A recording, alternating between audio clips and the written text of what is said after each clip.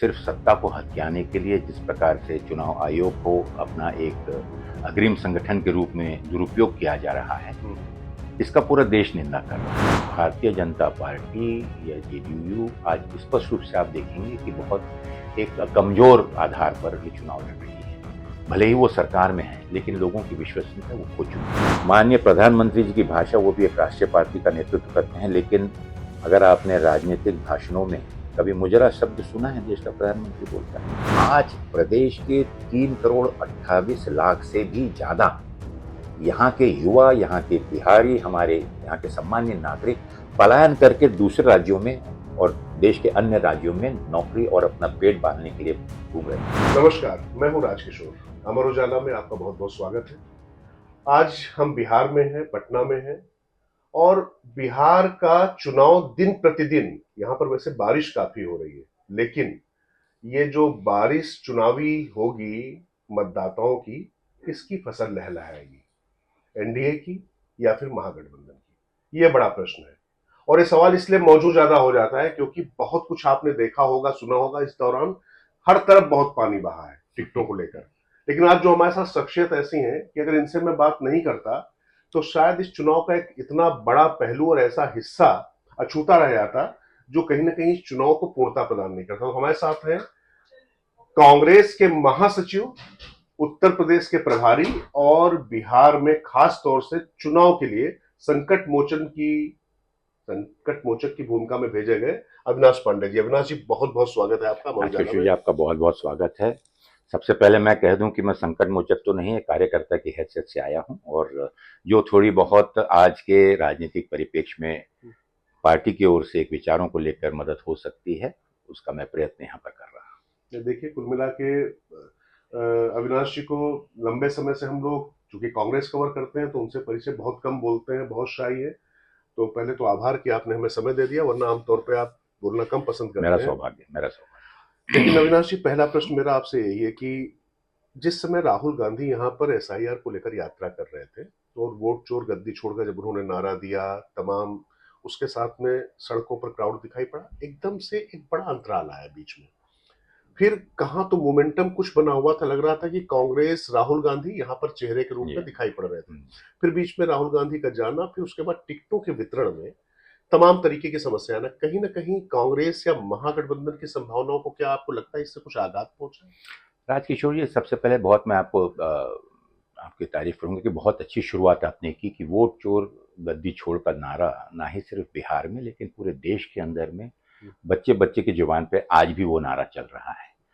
जिस प्रकार से लोकतंत्र को और इस देश के संविधान को मिटाने का एक षड्यंत्र आज के वर्तमान राजनीति के चलते हुए सिर्फ सत्ता को हथियाने के लिए जिस प्रकार से चुनाव आयोग को अपना एक अग्रिम संगठन के रूप में दुरुपयोग किया जा रहा है, इसका पूरा देश निंदा कर रहा है। जो लोकतंत्र पर विश्वास रखते हैं, जो इस देश के संविधान पर विश्वास रखते हैं, जो इस देश के हर एक व्यक्ति के अधिकार और अपनी सरकार चुनने का जो अधिकार उन्हें इस संविधान ने दिया है, उसका सम्मान करते हैं, वो आज अपने आप को वाकई में इस पतन को देखकर बुरी तरह निराश है।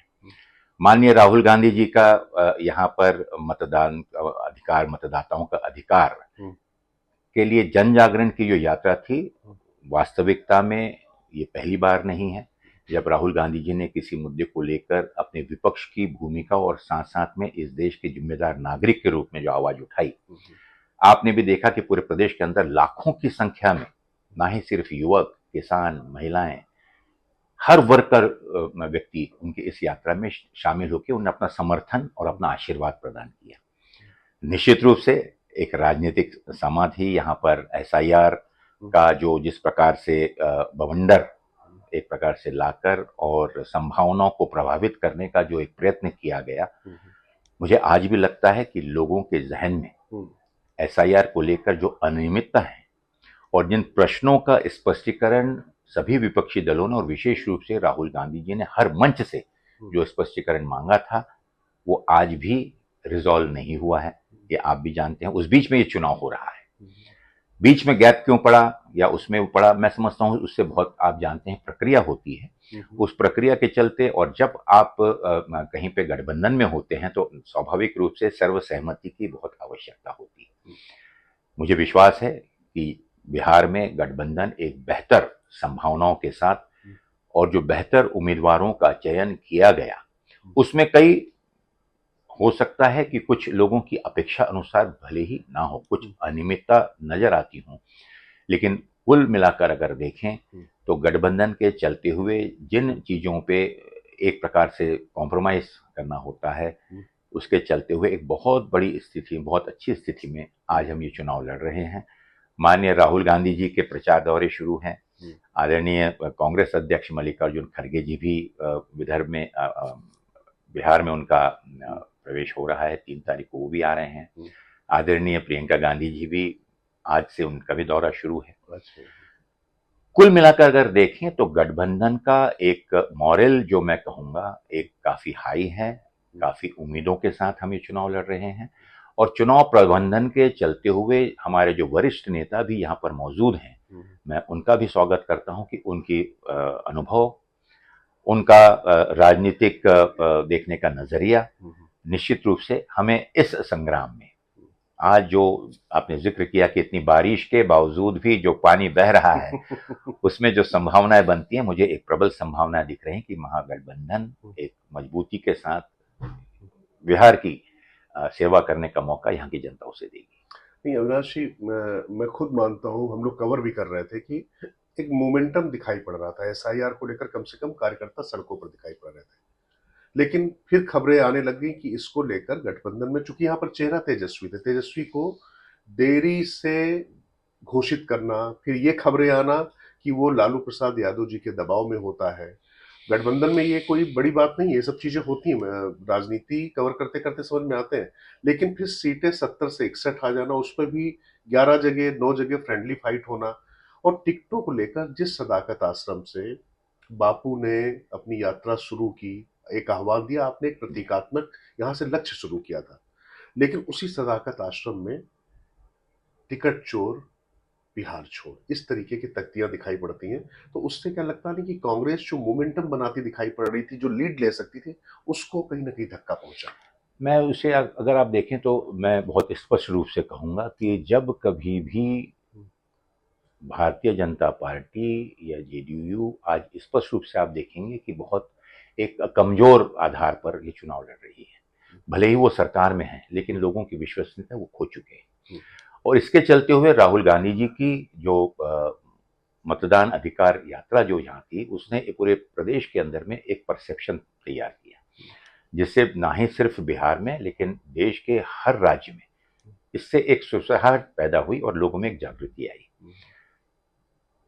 सदाकत आश्रम ये हमारे लिए मंदिर है और सदाकत आश्रम, मुझे लगता है कि यहाँ पर पिछले दिनों में कांग्रेस वर्किंग कमेटी के आधार पर पूरे देश के चुनिंदा सभी वरिष्ठ नेतागण यहाँ पर एकत्र हुए थे और मंथन, चुनाव का मंथन, पूरे देश की राजनीति का मंथन यहाँ पर घंटों हुआ। तो स्वाभाविक है कि उसका महत्व हम सब लोगों के लिए सर्वोच्च है। एक बात जो आपने की कि निश्चित रूप से हमारे विरोधी इस परसेप्शन से लोगों का ध्यान बटाने के लिए इस प्रकार की गतिविधियां समय समय पर करते रहे हैं। अब वोट चोर गद्दी छोड़ के सामने जब उनको नहीं दिखा तो एक कमजोर नारा लगाकर वो उसको धूमिल और उसे डाइवर्ट करना चाहते हैं, उससे जनता को भटकाना चाहते हैं। सर वो आपकी पार्टी के लोग थे और ये पार्टी का देखिए इंटरनल मामला होता है। कभी भी टिकट वितरण में आप 100% लोगों को संतुष्ट नहीं कर सकते। तो कुछ मैं इस चीज का दावा तो नहीं करूं, बिकॉज उस प्रक्रिया में मैं नहीं था कि सभी चीजें उत्कृष्ट और उत्तम और सबसे ज्यादा मेरिट पे दी गई हैं, इसको मैं मान्य करता हूं। लेकिन चुनाव जो है वो जनता के सेंटिमेंट, जनता की जन भावना के आधार पर लड़ा जाता है और जन भावना स्पष्ट है कि राहुल गांधी जी के ऊपर उनकी विश्वसनीयता, राहुल गांधी जी के ऊपर उनका विश्वास और साथ ही साथ कांग्रेस की विचारधारा जो कि बिहार के आज कण कण में बसी है, उस विचारधारा की स्मृति कराते हुए एक त्याग, एक तपस्या का एक दर्शन कराते हुए लोगों का विश्वास जो उन्हें जीता है, मुझे विश्वास है कि गठबंधन का जो एक समीकरण बिहार में बना है एक उत्तम समीकरण है, जहां पर किसी एक वर्ग का नहीं लेकिन सभी वर्गों का समर्थन आज हमें प्राप्त हो रहा है। उदाहरण के तौर पे बिहार में ये माना जाता था अब तक कि अति पिछड़ा जाति या पिछड़ी जाति जो है वो एक विशेष चेहरे या विशेष नेतृत्व में या विशेष पार्टी के साथ हमारी रीजनल पार्टी से जुड़ी हुई हैं। लेकिन आज आपको आश्चर्य होगा, और ये एक बहुत सुखद आश्चर्य आपको होगा, कि अब हर वर्ग का व्यक्ति जो पिछले 15-20 सालों में नाउम्मीदी, निराशा प्रदेश के अंदर नवयुवकों में, किसानों में, महिलाओं की असुरक्षा चलते हुए जो कुछ भी उन्होंने विश्वास किया था, अब उनके सपने चूर हो गए और वो एक नई आशा और नई उम्मीद के साथ, एक नए विश्वास के साथ गठबंधन की ओर, माननीय राहुल गांधी जी की ओर, और एक युवा नेतृत्व जिसे मुख्यमंत्री के चेहरे के रूप में सामने हमने रखा है, तेजस्वी यादव के रूप में, उन पर एक भारी विश्वास कर रही है। और समाज का एक विशेष वर्ग, और विशेष रूप से युवा वर्ग, ये काफी हद तक के प्रभावी रूप से एक विश्वसनीयता के साथ में, इस विचारों के साथ में, इस आशा और उम्मीद के साथ में जुड़ रहा है, जिसे हमें उम्मीद है कि हम उन्हें निराश भी नहीं करेंगे। और निश्चित रूप से जो हमने अपना मैनिफेस्टो डिक्लेयर किया है, उसके माध्यम से, चाहे वो पलायन की समस्या हो, चाहे बेरोजगारी की समस्या हो, चाहे किसानों की समस्या हो, चाहे स्थानीय स्तर पर बिहार को एक नई दिशा, एक नई सोच के साथ में इसका औद्योगिकरण और नई नौकरी और आर्थिक व्यवस्था की संभावनाओं की व्यवस्था हो, हर दृष्टि से बहुत ही सोच समझकर, बहुत ही विचारपूर्ण तरीके से हमने जनता के सामने रखा है। और मुझे विश्वास है कि बिहार की जनता 2025 के इस विधानसभा चुनाव में सिर्फ कांग्रेस पर ही नहीं, लेकिन महागठबंधन के हर हमारे घटक दलों पर विश्वास रखते हुए इस पर सेवा का मौका देगी। और जैसा आपने कहा कि पिछले 70 सीटें थी और अब 61 सीटें हैं, तो एक चीज सोच लीजिए कि पिछली बार गठबंधन में हमारे जितने भी दल थे, आज उससे काफी दलों में बढ़ोतरी हुई है। और स्वाभाविक है कि हिस्सेदारी हर दल की बनती है, क्योंकि उनकी मौजूदगी हर एक क्षेत्र में अलग अलग जगह में मौजूद है। उनका सम्मान करना गठबंधन का स्वाभाविक एक जिम्मेदारी है। और उसके चलते हुए सीटों में कम और ज्यादा इस चीज की परवाह ना करते हुए सभी दलों ने, विशेष रूप से कांग्रेस से मैं समझता हूं कि काफी महत्वपूर्ण सीटों का त्याग भी किया, ताकि बिहार में चल रहा जो कुशासन है उससे सुशासन में बदल सके। अविनाश जी, इसी से जुड़ा हुआ सवाल है कि आपने कहा कि त्याग किया कांग्रेस ने, लेकिन पिछली बार 70 सीटें, 70 में 32 सीटें ऐसी थी जो महागठबंधन के जो आपके एलाई है, कांग्रेस या आरजेडी, कोई नहीं जीत पाता था। इस बार बात यह थी कि कम से कम उन सीटों में बराबर की हिस्सेदारी हो, लेकिन उन सीटों में फिर 29 कांग्रेस को थमा दी गई है। तो लोग ये कह रहे हैं कि कहने को तो 61 दे दी गई, लेकिन -29 पहले कर दी जाए, इस तरीके की बात हो रही है। तो कांग्रेस ने त्याग किया या कांग्रेस ने आरजेडी के दबाव में समर्पण कर दिया? ये सवाल कार्यकर्ताओं के मुख से पूछे जा रहे हैं। देखिए, त्याग और समर्पण अगर सोचें तो एक ही सिक्के के दो पहलू हैं। त्याग किया जाता है जब कुछ चीजों को, बेहतर चीजों को पाने के लिए अगर कुछ चीजें बेहतर हैं, आवश्यक हैं, तो समर्पण के रूप में ही वो आती हैं। तो दोनों का मतलब एक ही है, आप समझ गए हैं मैं जो कह रहा हूं। लेकिन एक राष्ट्रीय पार्टी होने के नाते, ये जो अविनाश जी कह रहे हैं, इसके बीच के निहितार्थ आप समझ लीजिए, मैं भी कुछ नहीं कहूंगा। जो आपने कहा है कह दिया, क्योंकि वो गागर में सागर भरता है, ये आप लोग समझ लीजिए जी। नहीं, मैं वही कहना चाहूंगा कि 2020 और 2025 के राजनीतिक समीकरण में भी बहुत फर्क है। जिन 32 सीटों का आप जिक्र कर रहे हैं, पूर्ण रूप से मैं सहमत हूं, क्योंकि उस समय मैंने बहुत गहन परीक्षण कर, क्योंकि उसमें मैं उस प्रक्रिया में थोड़ा बहुत, इसीलिए सवाल आप ही से पूछा मैंने। और आज भी दुर्भाग्यवश कुछ ऐसी ही परिस्थिति, लेकिन उसमें काफी जमीनी स्तर पर डायनामिक्स, समीकरण काफी बदले हुए हैं। और आप देखेंगे कि जिन चीजों को, जिन सीटों को आप बहुत ही कमजोर सीट मान रहे हैं, उसमें एक सबसे बड़ी प्रभावी चीज ये है कि जिस प्रकार से देश के और बिहार प्रदेश की राजनीति का पतन हुआ है, उस पतन के चलते हुए लोगों में एक नई सोच, एक नई राजनीतिक करवट लेने जा रहा है। और उसके चलते हुए आपको निश्चित रूप से परिवर्तन दिखेगा, विजय के रूप में, बेहतर प्रदर्शन के रूप में, क्योंकि राजनीति आज खत्म नहीं होनी है। और कांग्रेस ने, राहुल गांधी जी ने हमेशा दूर की सोच रखी हुई है। सत्ता और उसके प्रलोभन में ना आते हुए जो आज सबसे बड़ा लक्ष्य है कि जिस प्रकार से लोगों को बहकाने का, लोगों को बरगलाने का, जुमले के माध्यम से, झूठे वादों के माध्यम से और सही मुद्दों से ध्यान भटकाने के लिए जिस प्रकार का एक प्रयत्न इस देश के सर्वोच्च नेता, इस देश के प्रधानमंत्री, इस देश के गृह मंत्री, इस देश के मुख्यमंत्री जो प्रयत्न कर रहे हैं, आज लोग सच्चाई जानने लगे हैं और आपको दिखेगा कि झूठ का अनंत काल नहीं होता। सच्ची ही एक चीज है जो अनंत काल चलती है और झूठ का पर्दाफाश होगा और बिहार के अंदर में आपको एक परिवर्तन निश्चित रूप से मुझे दिख रहा है।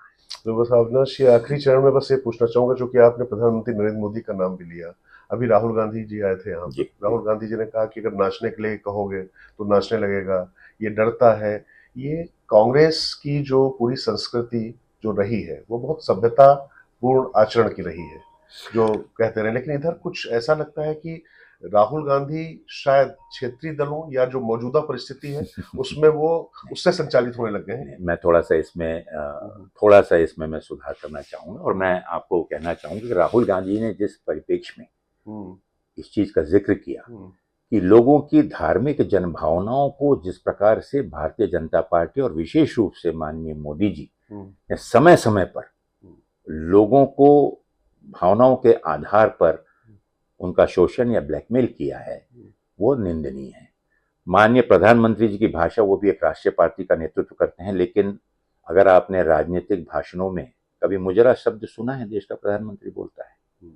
कभी आपने इस प्रकार की जिस प्रकार के अपशब्द जो मुझे बोलने में भी शर्म आती है आदरणीय सोनिया जी को लेकर, आदरणीय प्रियंका जी को लेकर, माननीय राहुल गांधी जी को लेकर जिस प्रकार का वक्तव्य, ना ही सिर्फ प्रधानमंत्री लेकिन बहुत जिम्मेदार शीर्ष नेतृत्व भारतीय जनता पार्टी का समय समय पर इस चीज का दोहराते हुए उल्लेख कर गए। राहुल जी ने यहाँ के महापर्व के से संबंधित लोगों की जन भावनाओं का सम्मान करते हुए एक जो दिखावा और उसका राजनीतिकरण करने का जो एक प्रयत्न माननीय मोदी जी ने किया था, उसका जिक्र किया था। सिर्फ चुनाव जीतना ये इस देश के लिए या बिहार के लिए पर्याप्त नहीं है। यहाँ की भावना, यहाँ की संवेदना, यहाँ के लोगों के दर्द, यहाँ के लोगों के दुख और बिहार की जो राष्ट्रीय स्तर पर और अंतर्राष्ट्रीय स्तर पर जो पहचान है, उसे धूमिल करने का प्रयत्न जो किया जाता है बार बार और बार बार वादा करने के बाद भी आज प्रदेश के 3,28,00,000 से भी ज्यादा यहाँ के युवा, यहाँ के बिहारी, हमारे यहाँ के सामान्य नागरिक पलायन करके दूसरे राज्यों में और देश के अन्य राज्यों में नौकरी और अपना पेट पालने के लिए घूम रहे हैं। क्या यह शर्म की बात नहीं? लोग जब आ रहे हैं तो माननीय प्रधानमंत्री जी घोषणा करते हैं कि हमने 12,000 विशेष रेलगाड़ियों की व्यवस्था बिहार के लिए और छठ पर्व के लिए किया हुआ है। कितना बड़ा झूठ है।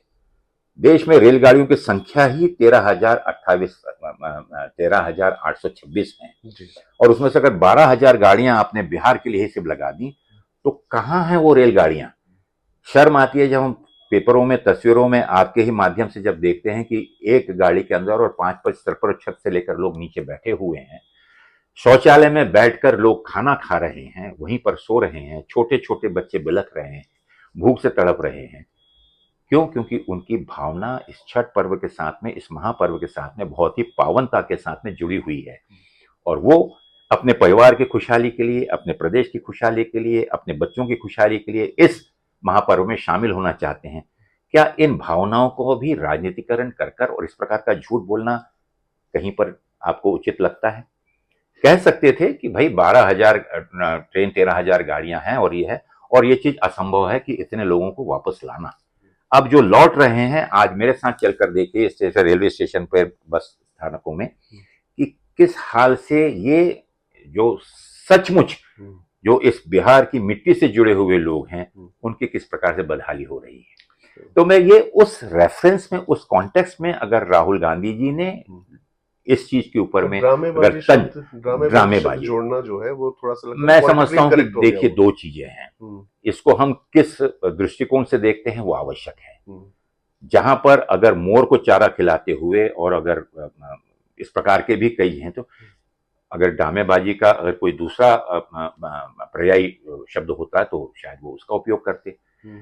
लेकिन पूरा देश समझ रहा है कि किस प्रकार से घड़ियाली आंसू बहाकर लोगों को झूठ का प्याला रोज रोज आप अगर पिला रहे हैं, और अब लोगों को उसका एहसास भी अगर होने लगा है, तो लोगों को चेताना तो पड़ेगा। और उसके लिए शब्दों का प्रयोग मैं समझता हूं कि बहुत ही सोच समझकर जिस परिप्रेक्ष्य में कहा है उस चीज के लिए बिल्कुल उचित था, क्योंकि व्यक्ति जिस प्रकार की अपेक्षा कर रहे हैं एक देश के प्रधानमंत्री के प्रति, जो आपने भावना व्यक्त की, मैं सोचता हूं कि इस देश के प्रधानमंत्री, इस देश के सर्वोच्च पद पर बैठे हुए नेता को, जो कि पूरे पूरे देश का पालक है, उसे भी अपनी भाषा, अपने प्रयोग और अपना दृष्टिकोण, अपनी ईमानदारी को पहले परखना होगा कि वो कितना सही मायने में इस देश के प्रति, इस देश की जनता के प्रति समर्पित है। चलिए, बस आखिरी सवाल, चूंकि यह सवाल मुझे आपसे इसलिए पूछना पड़ेगा चूंकि मैं तमाम कांग्रेस के कार्यकर्ताओं से मिला। उन्होंने कहा कि जब मैंने बताया कि अविनाश जी का मैं इंटरव्यू करने जा रहा हूं, तो पता नहीं उनको कुछ उम्मीद जगी। तो उनका कम से कम ये सवाल तो जरूर उनसे पूछे, बाकी तो फैसला जो लेना है वो आला कमान लेगा। सवाल उनका था कि कृष्णा अल्लावरू जी यहाँ पर आए थे प्रभारी बन के, बहुत लंबा समय तक उन्होंने काम किया। अभी ऐसा लगता है कि थोड़ा सा जब आप आए, अशोक जी आए, तो लगातार लोगों से बात शुरू हुई, गहलोत जी आप लोगों ने बातचीत शुरू की, तो गठबंधन के बीच में समन्वय, कार्यकर्ताओं का जो गुस्सा था वो आप लोग के आने के बाद शांत होता भी दिखाई पड़ा। लेकिन सवाल यह है कि जिन टिकटों में विसंगतियां तो हुई हैं, फ्रेंडली फाइट उसका एक बड़ा उदाहरण है। अब मैं एक एक सीट पर जाऊंगा तो बहुत लंबा हो जाएगा। तो उनका मानना है कि ये चुनाव होते ही सारी चीजें खत्म हो जाएंगी, या जो भी कल्प्रिट है इसके, जो भी जिम्मेदार हैं इन संभावनाओं को, जिन्होंने कांग्रेस की जमींदोज किया है और नुकसान पहुंचाया है, तो क्या उन पर कांग्रेस आला कमान एक्शन लेने का सामर्थ्य रखता है, या जैसे आपने कहा कि यहाँ भी त्याग और समर्पण ही आ जाएगा? देखिए, एक चीज मैं पहले आपको बता दूं कि ये पूरी चुनाव की प्रक्रिया जो होती है कोई एक व्यक्ति विशेष के बेस पे नहीं होती है। कांग्रेस में एक प्रक्रिया है, उस प्रक्रिया के चलते हुए काफी निर्णय लिए जाते हैं। कहीं विसंगतियां हो सकती हैं। कृष्णा अल्लावरू जी पार्टी के अंदर में हमारे युवा और छात्र संगठन को संभालते हुए आज मुझे समझता लगता है कि 6 से 8 वर्षों में उन्होंने संगठन का एक अनुभव लिया है, समर्पित हैं। हर व्यक्ति का काम करने का एक नजरिया, एक अप्रोच होता है। हो सकता है कि उनसे कुछ कमियां रह गई हों, मैं निश्चित रूप से उस चीज को मान्य करता हूं, लेकिन जिस नियति से, जिस समर्पण के साथ में वो कार्य कर रहे हैं वो प्रशंसनीय है। उनके साथ में एक टीम काम कर रही है। बात रही कि कुछ विसंगतियां हुई हैं, कुछ कमियां नजर आई हैं कार्यकर्ताओं के ऊपर में, उनके अपेक्षा अनुसार शायद नामों की घोषणा नहीं हुई हो। निश्चित रूप से आला कमान ने उस पर बहुत पैनी नजर रखी हुई है, और इस चीज से आप निश्चिंत रहें कि अगर कोई इस प्रक्रिया के चलते हुए दोषी या उसमें जिम्मेदार पाया जाता है, तो माननीय मल्लिकार्जुन खड़गे जी, कांग्रेस अध्यक्ष, आदरणीय राहुल जी, इस बारे में निष्पक्ष रूप से जो कार्रवाई होगी वो आने वाले समय में आपको दिखेगी। मुझे लगता है कि इसके बाद मेरे पास सवाल कुछ पूछने को है भी नहीं, और मुझे अब चुनाव के बाद अविनाश जी फिर हम और आप बैठेंगे और सब बात करेंगे, इसलिए क्योंकि होता क्या है कि चुनाव जाती है, बात जाती, खत्म हो जाती है, लेकिन उसके बाद क्या विश्लेषण, क्या बातें। वैसे भी आप तो उत्तर प्रदेश के प्रभारी हैं, तो अब उत्तर प्रदेश में तो आपसे मुलाकात होगी, लेकिन निश्चित रूप से बिहार में हमसे बातचीत करने के लिए बहुत बहुत धन्यवाद। बिहार के जनता के प्रति मैं कृतज्ञ हूँ, आभारी हूँ कि जिस प्रकार से पिछले दिनों उन्होंने राहुल गांधी जी की यात्रा में अपना आशीर्वाद, अपना विश्वास जताया है। मुझे विश्वास है कि इस चुनाव के माध्यम से भी वह सही निर्णय लेकर और यहाँ पर एक सुशासन का अवसर दें। चलिए, बहुत बहुत धन्यवाद। नमस्कार। अगर आप ये वीडियो YouTube पर देख रहे हैं तो हमारे चैनल को सब्सक्राइब कर बेल आइकन दबाएं, और Facebook पर देख रहे हैं तो हमारे पेज को लाइक करें।